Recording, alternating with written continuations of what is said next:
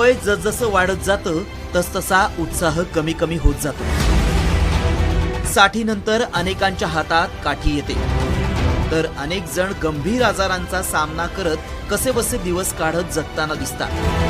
बदलत्या जीवनशैलीमुळे आपलं आरोग्य दिवसेंदिवस ढासळत चाललंय. मात्र या सगळ्यावर रामबाण उपाय आल्याचा एक मेसेज सोशल मीडियात व्हायरल होतोय. एक गोळी जिच्यामुळं माणसाचं वय कमी होईल, शिवाय ही गोळी गंभीर स्वरूपाच्या आजारांनाही दूर ठेवेल असा दावा या मेसेजमध्ये करण्यात आलाय.